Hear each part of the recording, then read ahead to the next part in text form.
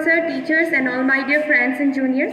Today we students of class 12 are standing here to present some short speeches on historical event, incident or places during Indian independence movement, and the first incident is Indian Rebellion of 1857. The Indian Rebellion of 1857 was a major uprising in India in 1857 against the rule of British East India Company, which functioned as a sovereign power on behalf of the British Crown. The rebellion began on 10 May 1857 in the form of a mutiny of sepoys of the company's army in the garrison town of Meerut.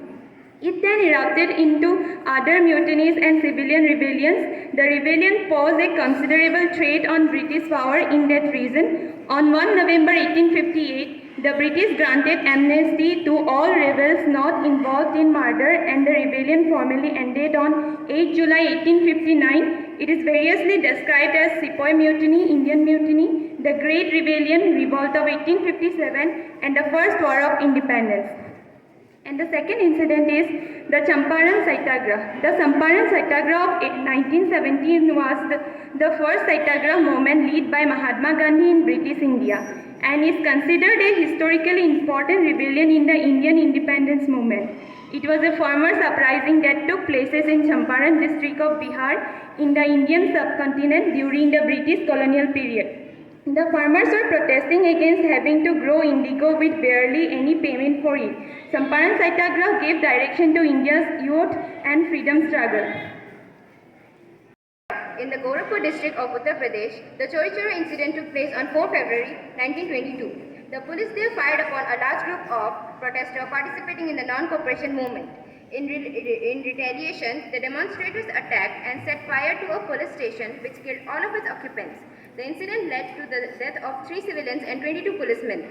Mahatma Gandhi halted the non-cooperation movement on the national level on 12 February 1922 as a direct result of the incident.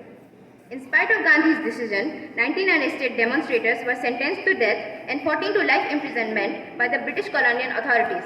My second topic is Jallianwala Bagh Massacre. The Jallianwala Bagh Massacre, was also known as the Amritsar Massacre, was a massacre that happened in Amritsar in 1919. It is named after the Jallianwala Bagh temple in the northern Indian city of Amritsar, Punjab. On April 13, 1919, British Indian Army soldiers started shooting at an unarmed crowd of men, women and children. The person in charge was Brigadier General Reginald Dyer, the military commander of Amritsar. The shooting lasted about 10 minutes. According to official British Raj sources, 379 people were killed. According to other sources, there were over 1,000 of deaths with more than 2,000 hurt badly, and civil surgeon Dr. Smith said that there were 1,500 casualties. My first topic is Quit India Movement. The Quit India Movement, also known as the August Kranti Movement, was a movement launched at the Bombay session of the All India Congress Committee by Mahatma Gandhi on 8 August 1942 during World War II, demanding an end to British rule in India. After the failure of Cripps mission to secure India's support for the British war effort, Gandhi made a call to do or die in his Quit India speech, delivered in Bombay on 8 August 1942 at the Gowalia Tank Maidan. The All India Congress Committee launched mass protests demanding what Gandhi called an orderly British withdrawal from India. Even though it was at war, the British were prepared to act. Almost the entire leadership of the Indian National Congress was imprisoned without trial within hours of Gandhi's speech. Most spent the rest of the war in prison and out of contact with the masses. The British had the support of the Viceroy Council of the All India Muslim League, the Hindu Mahasabha, the princely state, the Indian Imperial Police, the British India Army and the Indian Civil Service.